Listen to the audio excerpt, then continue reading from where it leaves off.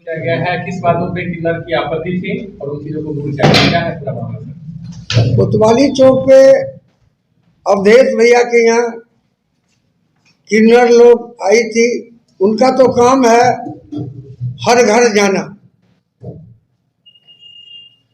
ये समय का दोष था कि अवधेश भैया के यहाँ जो कुछ सामान खरीदने के लिए आए थे उनके द्वारा बहसा-बहसी हो गया और किन्नर के बीच झड़प होने के कारण कोतवाली चौक जाम हो गया। कोतवाली चौक जाम होने के बाद प्रशासन को याद किया गया। प्रशासन के गाड़ी प्रशासन भी लगे रहे।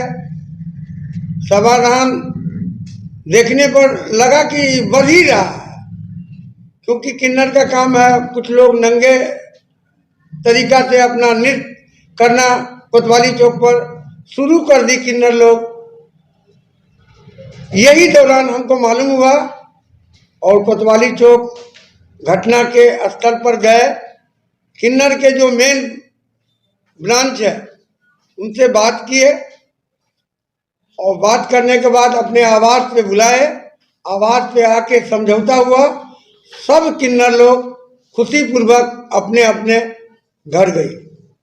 जो सर अभी जो किन्नर लोग लगातार आ रहे हैं मधुबनी में, जिस तरीके से वो अपना काम कर रहे हैं, तो ऐसे में आप मधुबनी वासियों को क्या कहेंगे? किन्नर के हिसाब से किस तरीके से ट्रीट किया जाए जिस तरीके से आगे ये घटना पुनः ना दोहराए? नहीं, हम अपने जनता के बीच मधुबनी जिला 1 से 45 वार्ड के बीच ये बात को रखना चाहते हैं कि ईश्वर ने यही प्रकार किन्नर को बना करके भेजे हैं, तो हम लोगों का भी कर्तव्य बनता है कि हमारे द्वारी पर आए और हमारे द्वार पे आए तो खाली हाथ न जाए।